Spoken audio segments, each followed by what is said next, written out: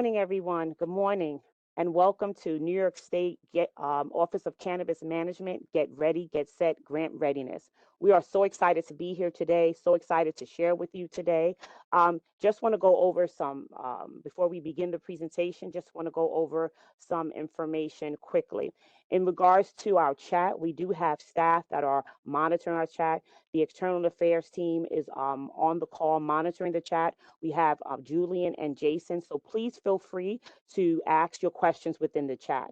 If time allows, we will take some live questions, but as the presentation is conducting, please, if you have questions, be sure to place them in the chat, and we do have staff that is monitoring the chat. My name is Neveline White. I work at the Office of Cannabis Management and External Affairs. I will be beginning the presentation today, and my colleague, Kathy Diaz, will be I'll be passing the baton to her, and she will be doing the second half of the presentation. Today's presentation is for not-for-profits and community-based organizations. This presentation is if you have already received state funding from the state, you might find some information in this presentation to be very elementary, very basic, but we are very intentional wanting to make sure that we level set. We wanted to make sure that we give information so people really understand how to apply for the grant, understand the process, and really having very clear steps. So again, if you are receiving state funding from another agency, this information is probably very familiar to you. It's a great recap. Those of you that are new to engaging with the state to try to receive grant funding, this information will be very important to you. So there's a lot of information that we have to share, so I definitely want to begin this presentation. Again, please feel free to ask any questions that you have in the chat. We do have staff that is monitoring the chat, and we'll be answering questions. We will allow for some questions at the end if we have time to do so.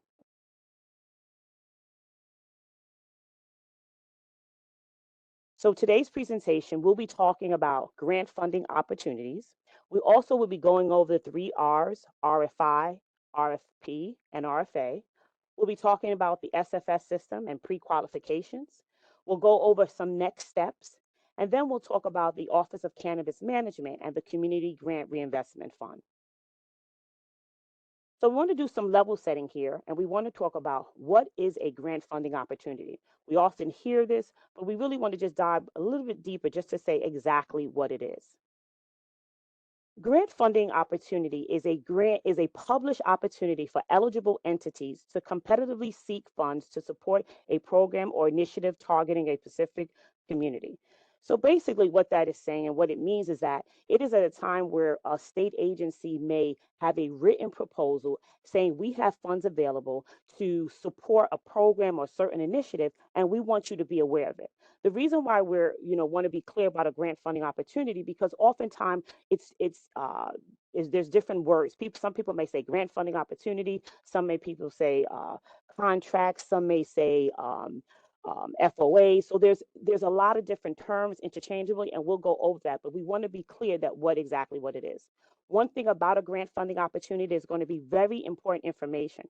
For instance, it is always going to tell you how much money. There's going to say how much money is available within this grant. It will also tell you how many anticipated number of awards that they want to give to that grant. And it's also going to tell you what entity is seeking. So it's going to tell you who's seeking.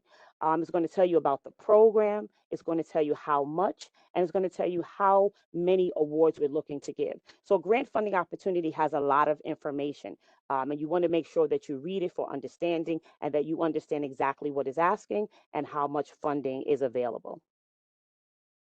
When we talk about New York States and we talk about grants, the term grant really doesn't really exist in the law. Again, like I stated before, sometimes they refer to as programs, sometimes they refer to as contracts, sometimes referred to as grant funding opportunity. They are really all the same. Sometimes you might even hear it being referred to as funding opportunity announcements or notice of funding opportunities. Different platforms use different terms, but again, it is all the same. So we want folks to have a clear understanding exactly what it is.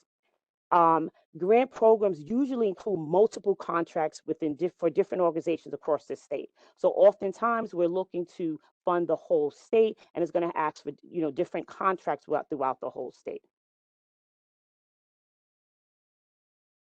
Grants are a type of procurement, and you also will hear that word as well, procurement. And procurement is the process of obtaining goods and services for a business or contracts. They are meant to provide public benefit, and the funding should benefit the public at large. That's what we're seeking to do. Funds are approved based on reasonableness and not just the cost effective proposal. So when we're talking, we're just not looking for who can do the job at the lowest cost. What we're looking for is who can do the job and who could do the job well. So that's really important when we're talking about grants coming out of this office. So often people might ask, well, where do I find? Well, how do I find these opportunities? Where are they located? Where could I find where these opportunities come out?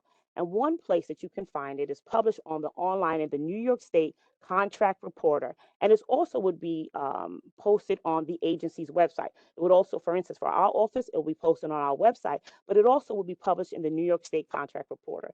Not only will our office grant opportunity posted there, but all grant opportunities coming out of New York State is posted in the New York State Contract Reporter. So if you are an agency seeking to receive funding from the state, you should get very familiar with the New York State Contract Reporter. What it's going to do is going to outline, again, the entire grant program is going to outline the goals, the requirements, the measures, and the total amount of funding. It also includes details about the application process. So again, where could I find the funding opportunities? Where could I find it? You can find it on a New York State Contract Reporter, and you can also find it on the agency website. Later in the presentation, we'll talk about several other places. But again, if I am a organization, a not-for-profit or a community-based organization, and I'm responsible for funding, I want to get intimately connected with with the website of the agency that I'm looking to get funding from, but also you want to get connected with New York State Contract Reporter as well.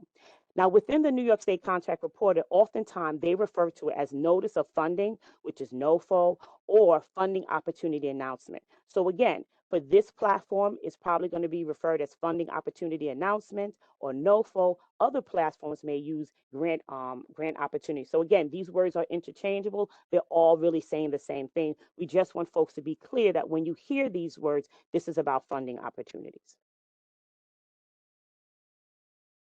So on the screen, you'll see a screenshot of the New York State Contract Reporter, and it's also showing that you're going to click on Contract Notice of Funding, and so that's where you would find where the grant funding opportunities will be located. So this is just a screenshot of the New York State Contract Reporter showing you how you would find the funding opportunities. So let's talk a little bit about the 3 R's, the RFI, the RFP, and the RFA. So the RFI is a request for information, right? An RFI is a request for information. It's the state's way of getting or asking for information on a particular topic, excuse me. Typically, this informs a future grant opportunity. Entities will respond to whatever the state is seeking information on. So when we think of RFI, it's the state asking for help. The state, it may be something, and usually this is a very technical, right? So let's say the state is trying to create some database and they're looking for an organization that can give us really technical assistance. That you'll be fine on an RFI. It's our way of asking for information to maybe do something later for later grant funding opportunities, right? So this is something, again, where the state is asking for help because they're looking to do something probably further down the line, and we need information. Usually it's very technical, it's a very technical request. This is an example of an RFI, right? When you're applying for an RFI, it doesn't usually include reimbursement. So when you think about funding opportunities, you're usually thinking of asking the state for money. The state is giving you money. But when you apply for an RFI, it doesn't usually include reimbursement for expenses for the work that you do for the organization, right? So if I'm applying for an RFI, I'm giving information to the state for something, but the state is not going to pay me reimbursement for that. So some folks may say, well, why would I respond to an RFI? This is a chance for you to help shape an upcoming funding opportunity. Often this is things for more complex or technical. So usually this would be, again, an organization that is very technical and very complex. And those who will be usually applying for RFI. So again, it is not us giving money to, if you apply for RFI, it's us not giving you money. It's really for you giving information to help for a future funding opportunity. So then we have requests for proposals, which is the RFP. This is an open market procurement, which is the process of obtaining goods and services that results from a formal competitive bidding process. In many state agencies, the RFP is a method of procurement used to acquire services for the state. Per state finance law requirements, awards are made on the basis of best value and only to responsive and responsible offers. So this is really when the state is looking, for instance, let's say the state is looking for a company or entity to wash the windows, right? And so we're looking for someone to do services for us. It might be washing windows, it may be snow removal, it may be painting. So again, this is for an open market, and this is for to do services, and this is required bidding. But this would be if I was a owner of a painting company, I would answer the RFP saying that I have this painting company, and this is how much I would charge for this painting company, and I would bid, right? Other painting companies would be also for this open market to bid. So when you think of RFPs, think of services. We're literally looking for services. And then we have request for application, which is the RFA. RFA, again, is a common grant application method. This focuses on program outcomes and needs. Applicants are evaluated on how well they propose to meet the grant goals and how reasonable the costs are. And so coming out of our office, when we talk about the Community Reinvestment Fund, it would come out under RFA. And this is the opportunity where we're focusing on program outcomes and needs. In the funding opportunity, it's going to tell you exactly what we're looking for. It's going to give you very details on what we're looking for, what are the program outcomes, what are the needs. And when you apply for that, you're going to be evaluated on how well you can perform that outcome, how reasonable the costs are. So an RFA, again, is the most common grant application method, and that would be what would be coming out of the Office of Cannabis Management for the Community Reinvestment. This is just an example, okay? This is an example, a request for application for RFA. This is an example. And so this gives you a lot of information. For instance, this is telling you that this is a request for application, so it gives you a number. This is Grants Gateway. Those of you who have done business with the state, you know that Gateway was old. We now have a new system, so this isn't old, but we really just wanted to show the information that's going to be on the request for applications. For instance, it has here who is issued by, so you would know the agency. Here is showing New York State Department of Health, the Office of Gun Violence. One of the most important information that is stating here is the release date. So this is telling you right here on the release date that on September 19th of 2023, this is when this application was released. It also has the application conference reference deadline. And so the reference, the conference registration, think of it as, you know, when you was in college and you were in school and your professor had open hours and you can go to your professor in the office and ask questions before the test. This is an opportunity for you to hear directly from those that are releasing the RFA. It's a conference call where you can go in and ask questions. Now, you wouldn't be able to ask live questions. You can submit your questions prior to, and I'll talk a little bit about that.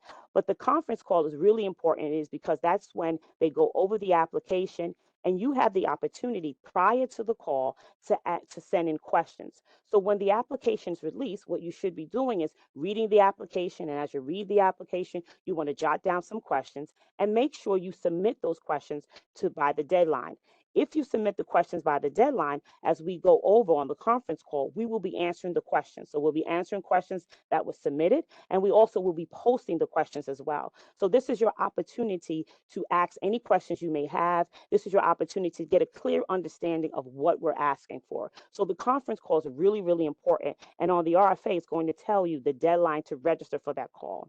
It's also going to tell you when the questions are due, and it's going to tell you when we are going to post the questions. So when we receive the questions, we're going to answer the questions, and we're also going to post them on our website, and it'll tell you when that is happening as well. And one of the most important is going to even tell you when the applications are due. So for instance, here it says November the 8th of 2023 by 4 p.m. And so what that means, if I submit my application on November the 8th at 4:01, I am late. If I submitted at 4:05, I am late. If I submitted at 11:09, I am late. So the application due date is very, very important. If there's giving you a time, you want to make sure you submit it before that time. One thing that we suggest is that you do not wait to the due date, right? Because we know things happen, computer technical problems. So we don't want to wait to the due date. You see when the application is due, it's probably in your best interest to submit it prior to the due date. Again, I can't stress enough to that when we give a deadline, if it comes in at 4:01, it is truly late.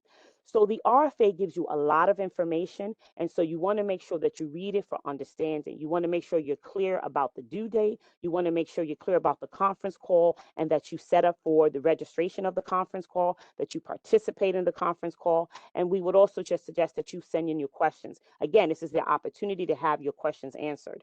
After the conference call, we wouldn't be able to ask questions. We will have the questions posted so you can always refer to it. But we want folks to really understand that it's really important to read the RFA and to have a complete understanding of what we're asking for.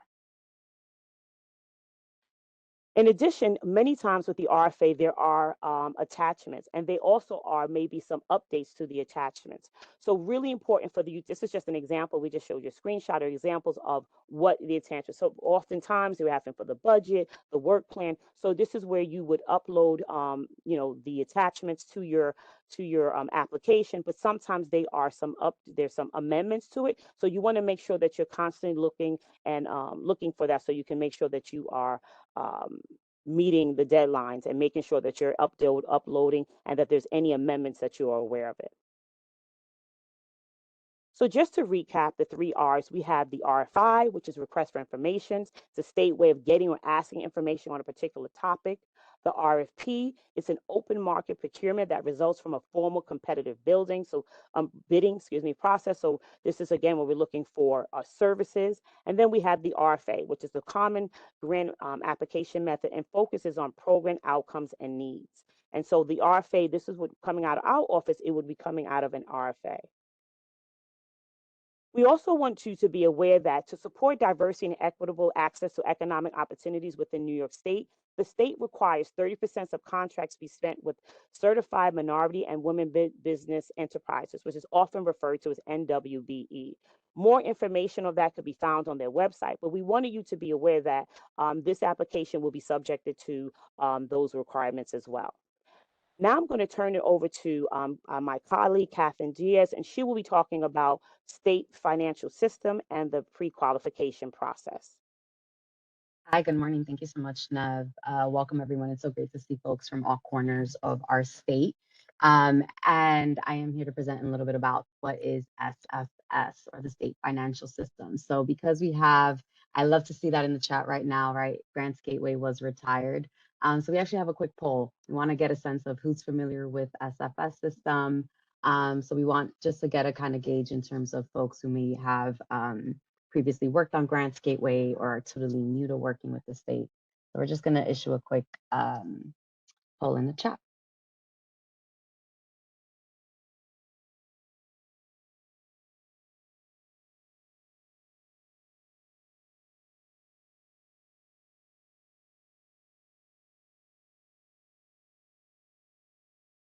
Okay, I see the numbers coming in.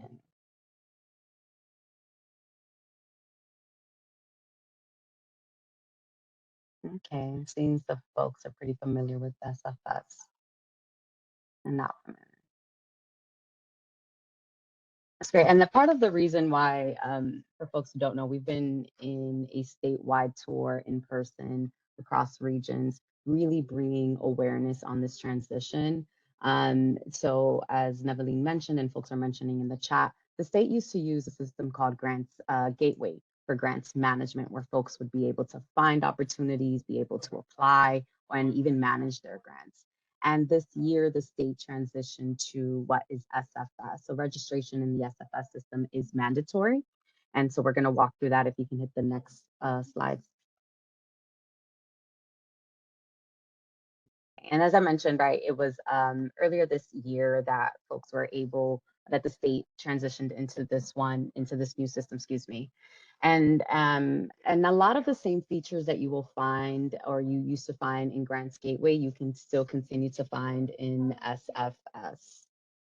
We can go to the next slide. So SFS is used in, and you can see here actually a quick screenshot of what it looks like. If folks have experience in grants management, maybe there might be some thumbs up or thumbs down in terms of those experiences. But as you can see here, it's a really simple interface. And there were a lot of improvements taken by what was from agency feedback, from nonprofit feedback to improve upon this system. So it's a lot simpler to navigate than the previous systems. There's more streamlined approaches here as well. And there's a lot of, as you can see, kind of just in the screenshot that we have as an example, just more kind of like consolidated places on the interface where you can find information related to SFS. Thank you for that.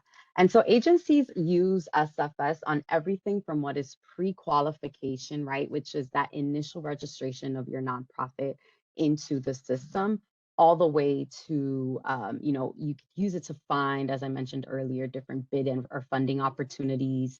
Let's say you win an award, right, and you're about to embark on your contracting process. This is also a platform where you're able to, preview what your contract might look like, update your budgets and your work plans, and be able to review and approve the different contracts. And you can also even use it for grants management, right? So some agencies, for example, may require quarterly or monthly reporting on that grant. And so through this platform, you're also able to submit all of your work plans and updates and your claims for payment. It's also very important to keep in mind that not all agencies use the platform for all aspects of their grant making, right? Not everybody uses this, from pre-qualification all the way to claim management, right? So it's really important. One within the RFA, you'll be able to see some detail in terms of any additional platforms that different agencies use. But just important to keep in mind that what is universal for all agencies is that pre-qualification and registration in the system. We can hit to the next slide. Here we go. So we've been talking about mentioning, I should say, pre-qualification. I know some folks are having challenges here or are completely unaware about it. So I just want to talk a little bit about what pre-qualification is and what it requires, right? So pre-qualification is that initial registration into the system, right? Into doing business with New York State. It includes completing really basic questions about your organization, right? In terms of, your FEIN, for example, what your mission is, and some just kind of basic questions about where it's headquartered, for example. And it also includes uploading key organizational documents. It's a much easier, while I do recognize some folks are having challenge at the current moment, and it can be really tricky, especially in a new system. It's what it does differentiate from Grants Gateway is that you are able to access versioned applications, and there's actually less pre-qualification questions, and they're a little bit more streamlined than in the past. And there's also the ability, of course, to save for later. Really importantly, in terms of pre-qualification, right?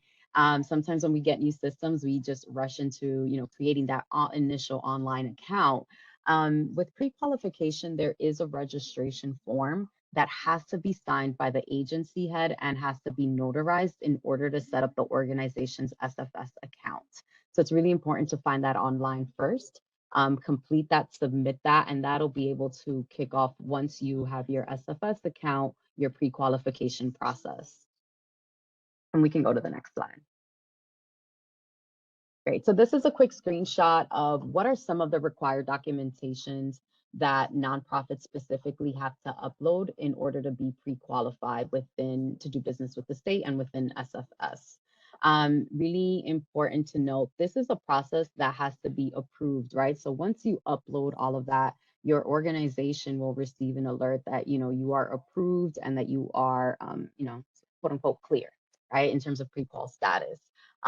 Before you apply for a grant application and even for the execution of contracts, you have to be in good standing, or you have to be approved within the system, right? So we can't have any lapses or missing documentation. Otherwise, grant proposals that are not pre-qualified at the time or the date of the application submission will not be evaluated. So it's really important to be able to sort out some of these issues that maybe some folks are experiencing, or be able to upload the proper documentation. I mentioned earlier, right, there are some basic questions and some documentations. I know it might be a little blurry for folks based on the screen share, so I'm just going to walk through what some of those are. That includes the certificate of incorporation of the organization. That also includes, for example, if there is an organization that's incorporated one way but has a DBA, and so that DBA must also be uploaded into the system. Your IRS 501c status or determination letter should be uploaded. The board of directors profile, your senior leadership, right, or an organizational chart of your organization should be uploaded. Bylaws. We also have the IRS 990, right? So in terms of 3 financial documents that are required as well are the IRS 990, a financial statement, and your Charities Bureau filing. In addition to that, there might be some additional ones depending on the procurement opportunity on the system, but these are the main ones that are required for pre-qualification status. Very important to note, particularly for folks who are newer, or I do see we have, for example, some folks who do grant writing on here and are maybe exploring this as in supporting different organizations, is that these 3 documents, for example, the IRS 990, the financial statement, and the Charities Bureau, do expire on an annual basis. So once you're pre-qualified as an organization, it's really important to monitor and log into SFS to maintain pre-qualification status, right? So every single year, if you know in November or December is when you uploaded your financial documents, they need to be uploaded and on an annual basis.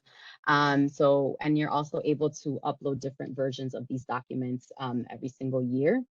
We cannot stress enough the importance of monitoring your what's referred to as the document vault in SFS. And I think that was also the same name in Grants Gateway, in a timely fashion. So it can take up to 2 weeks from the receipt of materials to be able to process and approve status in SFS, right? So you definitely want to be able to take stock in terms of like when documents are expiring, what documents are missing, if there's any issues in accessing or technical things on the back end that you would need SFS support on, to make sure, before you apply or even after you apply, that your documents are up to date. And we can go to the next one. Tied to monitoring your document vault is also your pre-qualification or agency contacts. Any moment that maybe, your documents are expiring, or there are notifications of documents that are missing, or updates that need to be made on your organization's account, those notifications go to the contacts that are listed. And so you definitely want to consider, right, while you have your agency head, or in this case, right, an executive director or CEO is required for an SFS registration, all organizations should really consider, right, who's responsible for uploading and monitoring document status, who's going to be taking a look at and making sure that any changing details about the organization are uploaded and reflected accordingly in SFS.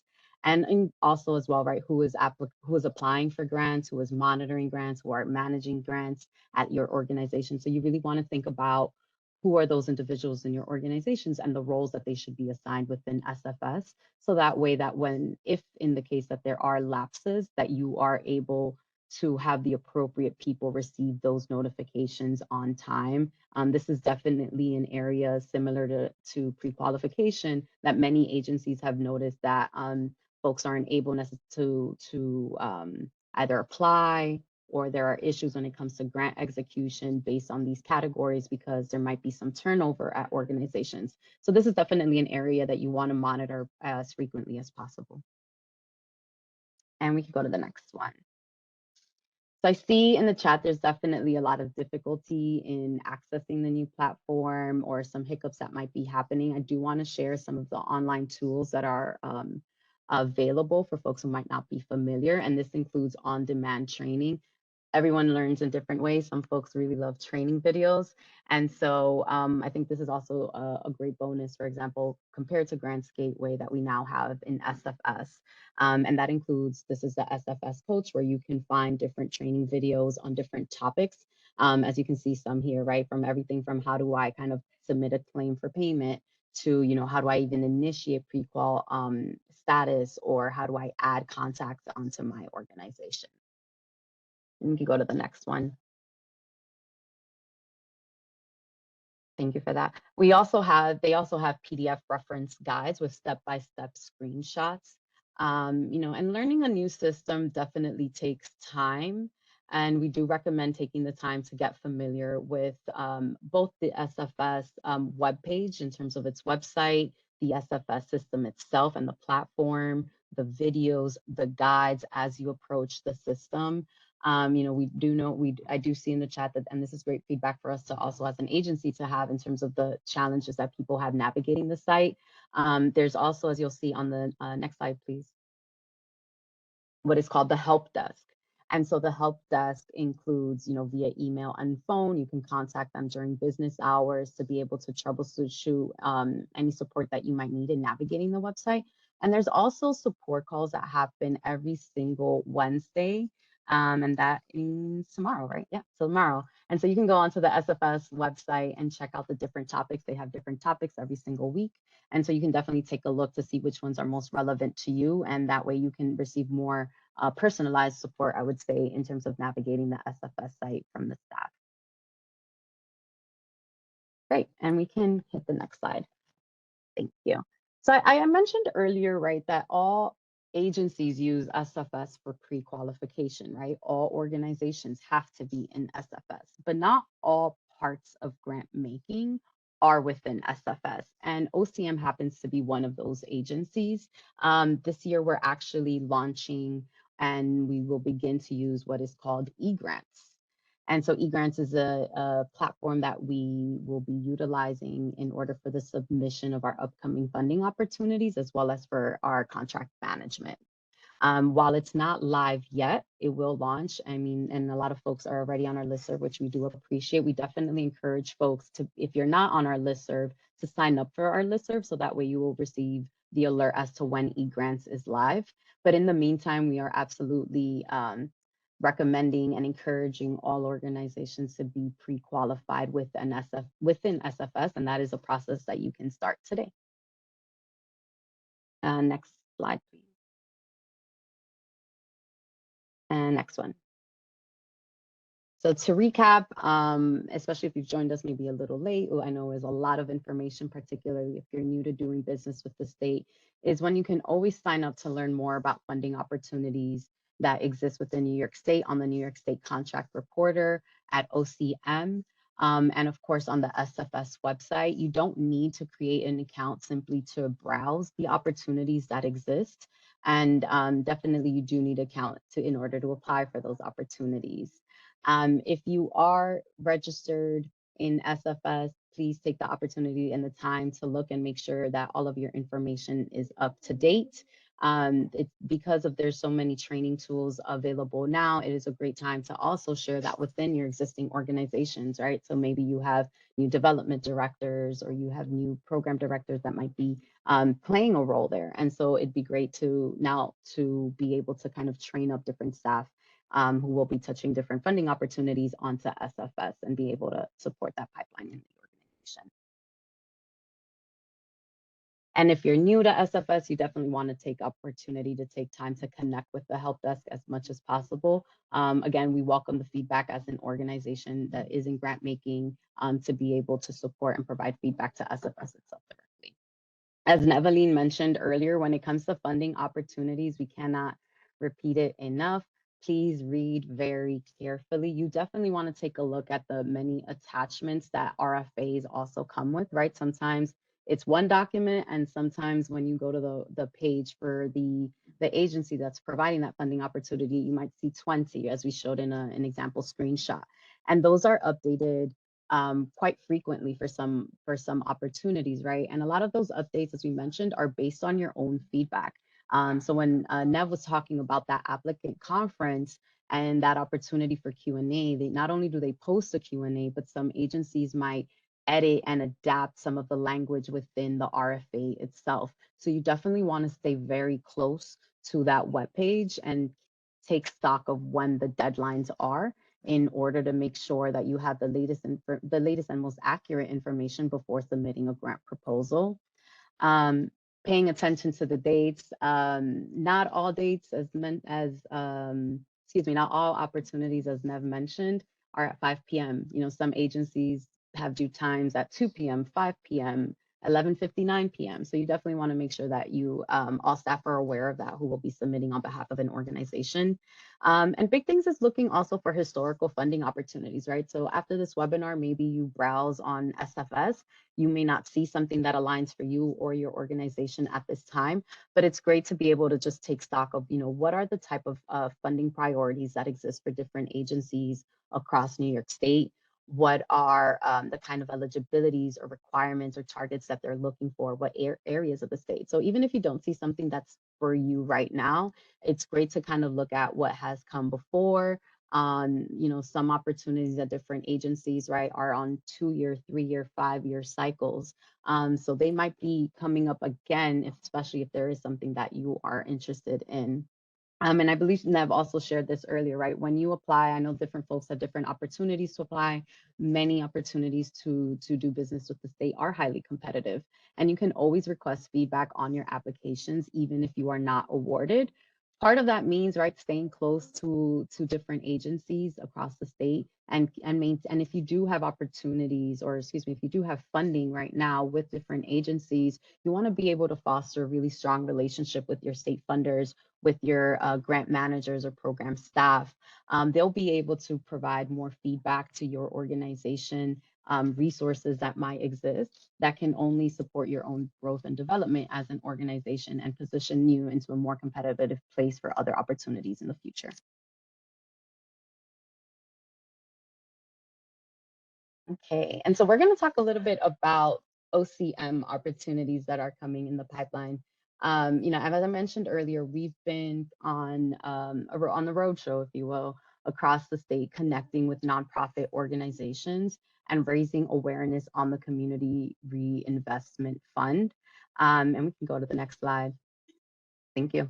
So for folks who are unfamiliar, I know here, you know, we do have a mix of folks who know our office really well, right? And all of the regulatory work that we do in cannabis and cannabis licensing. I also see that we have local state health departments present and sports organizations who might be new and hearing our name for the first time. So we definitely want to give a little context as to why we're embarking on this tour. And so when New York State legalized cannabis, it was done so with the understanding and acknowledgement that communities across the state were disproportionately impacted by prior federal and local drug policies, right? And with that, from every single legal cannabis sale, tax revenue is deposited into this fund that you see on the screen. And so 40% goes to the New York State Department of Education, 20% goes to drug treatment and public education campaigns, and 40% goes into what is the Community Reinvestment Grant Fund. And so the fund, just as its name suggests, is intended to reinvest in communities who have lost the most across the federal and drug policies in terms of the last 50 plus years. And you can find this online on our website, a little bit more information about the Community Reinvestment Fund. We have a devoted webpage just talking about it. And also within statute. And what in statute it allows for is actually quite broad, right? Everything from, you know, senior centers to pantry programs to workforce development are eligible. And again, the intention is to reinvest in the neighborhoods and in the communities that have lost the most in the past, you know, 50 plus years. And this is work, again, as I know a lot of us have been reiterating in the chat, that is not exclusive to cannabis related services or programs. This is, again, a really broad spectrum in terms of what communities across the state need the most. We can go to the next slide. I should say the Community Reinvestment Grant Fund is governed and administered by what is the the Cannabis Advisory Board, excuse me, which is a group of stakeholders appointed, volunteer stakeholders appointed across the state who host public meetings, and you can find those on our website. and develop the future of the fund. And we're just getting started. So this is a great time to be able to connect with the Cannabis Advisory Board and learn about not just the fund, but also their work in general in terms of guiding the future of the fund. And so at this present moment, our office is drafting what will be an RFA, the first RFA for the Community Reinvestment Grant Fund. And based on the CAB, our first year, this is our inaugural year, aims to award community-based programs who are serving youth ages 0 to 24 across 3 focus areas, and that's workforce development, housing, and mental health. Our first RFA will be for $100,000 over a 2-year contract period.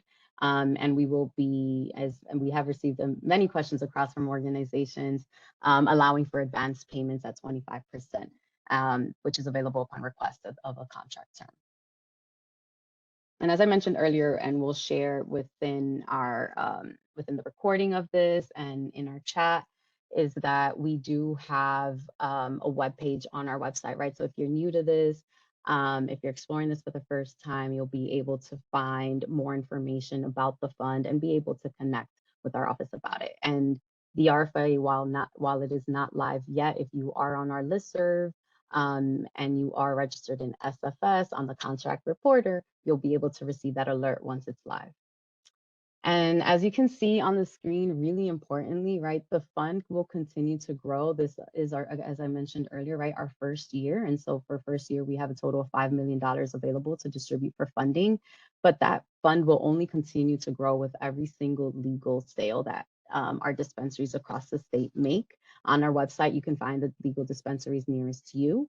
At this, we have upward, I think about 200 dispensaries.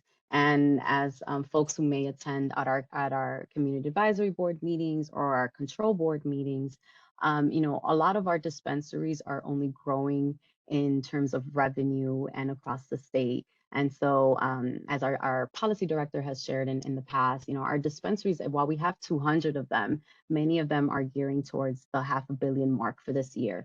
So you can only imagine, right, what 200 dispensaries can do this year, what about 400 in the next, right, and where the fund can only grow to. So it's incredibly important for nonprofit organizations, no matter the topic area that you're focused, your services, your programs, to be able to learn more about the cannabis industry and how it may be affecting them.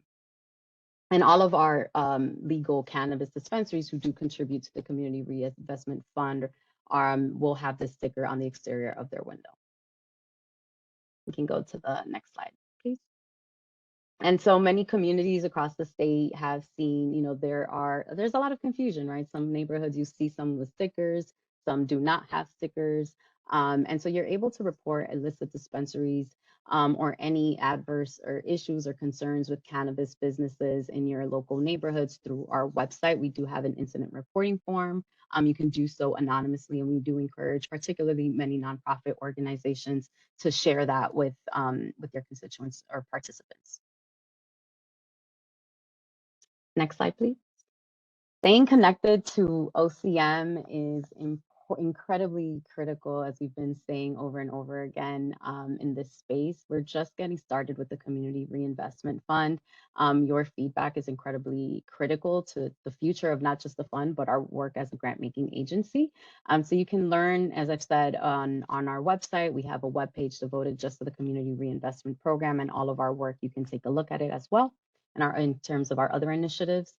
You can sign up for email updates on our website if you're not already on our listserv. And again, that's where you will receive an alert when our RFA is live.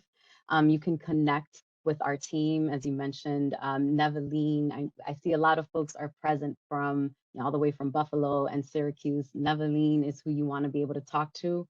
Myself and Julian, who you see here on the screen, are based in our New York City office. So if you're a nonprofit based in New York City or Long Island, please connect with us. We want to learn more about your work. We want to share more about our work and any questions that you have about cannabis in New York City across the board. Please follow us on social media. We have a lot of content and information that is shared across all of our pages.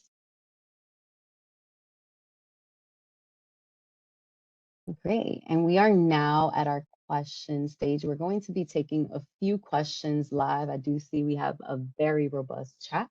So I'm going to turn it over to Jason to share just a few. And we'll do our best also to respond in the chat. Thank you. Most of the questions seem to be covered. We can go over a couple. Can cannabis-related organizations as well as non-cannabis organizations apply for this grant? Yes, so when the RFA is live, you will be able to see the eligibility criteria. I did see that was also something that popped up when Nev was presenting, just in terms of, RFA, RFPs. When you're looking at different bid opportunities, so let's say, for example, I think I saw some folks who may be part of training programs, right? Maybe you're training, you have a workforce program, you're a nonprofit, and you're very focused on the cannabis space. You definitely want to be able to take a look at what the eligibility criteria is. And at this time, there isn't anything that excludes cannabis-focused work or nonprofits who are focused on cannabis from applying. All right, and the next question, you just kind of covered how they can find out, but when will the RFA be available, or how can I find out when it is available? Yeah, the RFA will drop this fall. Fall just started, I believe, this week, so it will be dropping soon. The best way to know is by signing up again on our listserv. If you're already in SFS, you will get that alert. And if you do receive if you have signed up for SFS notifications on bid opportunities, if not, you definitely want to make sure you are opted into receiving notifications. And then, of course, on the contract reporter. Final question, it's about the reimbursements and the advance payment of for the beginning of each program year, and how will they be dispersed, quarterly or monthly? Yeah, the RFA will have additional details as to how the reimbursement model will be, right? If it's monthly, if it's quarterly, and any additional details about the advance payments. I would say that's applicable not just to the grant fund through OCM, but also to all funding opportunities at the state. And really importantly, because I know some folks are new, many of the models are based on reimbursement, right? So you have to be able to spend it and invoice to be reimbursed. So any information regarding that would be listed on the RFA.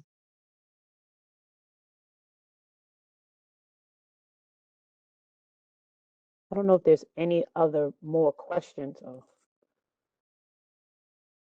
Hello? Yes, we got to hear you now. Yeah. I do see the chat. Yeah. No, I didn't know if there was any other questions surrounding. I know that when we were on the tour, there was a lot of confusion whether or not you could apply if you had to work in the cannabis space. And I know we said it on this call, but I would just really want to reiterate that this has nothing to do in terms of the money. The funding is coming from the sale of cannabis, but you do not have to work in a cannabis space in order to apply. So we really want folks to have an understanding of that, so that anyone, if you meet the qualifications that the RFA lays out, then you can apply. You do not have to work in the cannabis space. The monies and the funds are coming from the sale of cannabis, but I really want folks to understand that you do not have to work in the cannabis space. So we want, people are clear on that point. Mm-hmm. There is another question here that I'd like to address in terms of the length of time it takes to get approved into SFS, right? So if it usually takes up to 2 weeks to be approved in SFS once you submit documents. But it's really important to keep in mind, right? That's based on a complete package, right? So maybe you're missing a form and there's a back and forth that might take place between your organization and SFS. You definitely have to account for that time.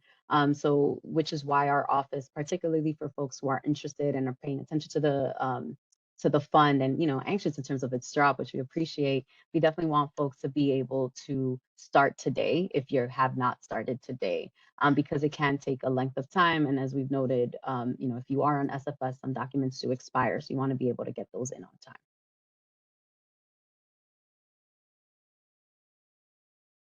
We also Go ahead, Nev. I just want to say that we also would like folks to share this information. We often ask who was not at the table, who was missing. So this presentation, the slides will be emailed to everyone who participated today, but it will also live on our our webpage, but also share this information even if you are not cannot apply for this year. Think about what other organizations within your community can apply, and share this information so folks know that this have an awareness that this funding is available.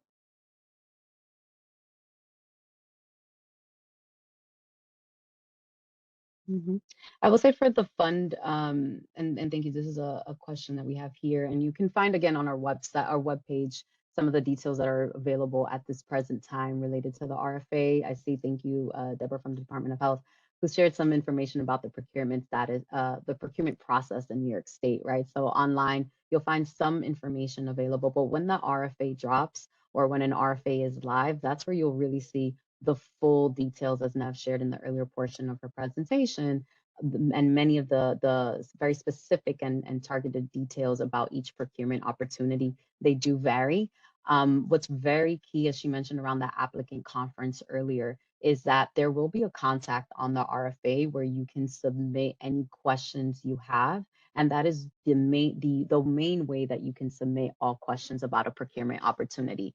There are a lot of state finance rules, right, in terms of guarding what would be the procurement process. And so you want to make sure that you take note of who your contact is or who the listed contact is on the RFA or RFP opportunity, and reach out to them for any questions. Agencies, yeah, sometimes agencies you'll see aren't talking so much in terms of whether it's on the news or social media or even via email about procurement opportunities that exist. And that's because many agencies must go silent in terms of that open procurement period to make sure that it is a fair process.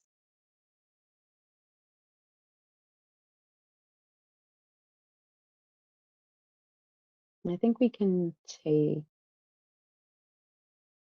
one or two more, Jason, if you see any.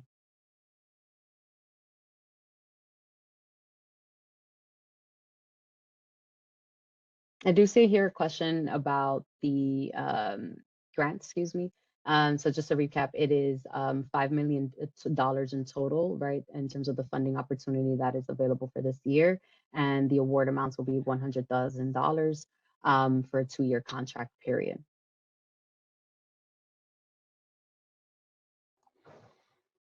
I do see a question here. People asking, what is the first step they should take? Are you registered in SFS? Yeah, it goes without saying. I think a lot of folks here, are, as you noticed, which is great, and was why we embarked on this tour, are new in working into the state and exploring. So I think the first step, and feel free to chime in as well, is browsing that website, right? Taking a look at the SFS site is like. Take a look at the opportunities that exist. Some opportunities might align with your organization, some might not. So you definitely want to take stock in terms of what it requires, right? And what might be required of your organization in order to enter into contract with the state. And I think secondly, and most importantly, right, talking to other nonprofits. So, if you have other nonprofits that you partner with, collaborate with, who have received state funding, be able to talk to them about their experience and receive that feedback, especially if you're exploring this for the first time. Yeah, and we can't reiterate enough: pre-qualify, pre-qualify, pre-qualify. The takeaway is to pre-qualify in SFS. That's the next step after this call. Pre-qualify, because if you're not pre-qualified in SFS, you cannot apply for this funding opportunity. So we want you to pre-qualify, pre-qualify, pre-qualify. Get connected with OCM, get on our website, give us your email, get so you're connected with OCM. So when the application drops, you have an awareness of it. But the takeaway today is please qualify in SFS so that you give yourself the opportunity to even apply. Without that, you can't even apply. So we really want to drive that home, and then connect with us so that you get on our listserv. And also our webpage is up. Go to our webpage, get familiar with us, get familiar with this process. But pre-qualified, that's the word, pre-qualify. Mhm. Again, I do see several questions that might be a little bit more kind of tailored to an individual case or case by case.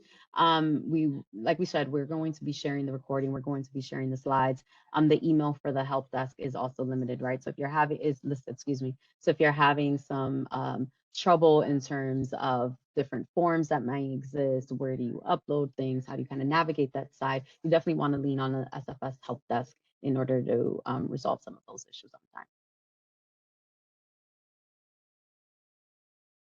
I think we're coming close to time. I think we're coming close to time. We want to thank everyone for joining us today. We want thank everyone from the Community Reinvestment Grant Team. There's a work group within the Office of Cannabis Management who has been working really hard on this. We're just here sharing the information, but there's a team of folks, a dedicated team of folks within the office of staff that's been working really hard. We're really excited about this, really excited about this opportunity.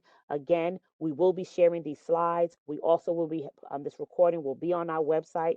Get connected to us, give us your email address, and we will answer all questions where we can. But please feel free to get pre-qualified today. And thank you so much. And thank you so much for joining us today.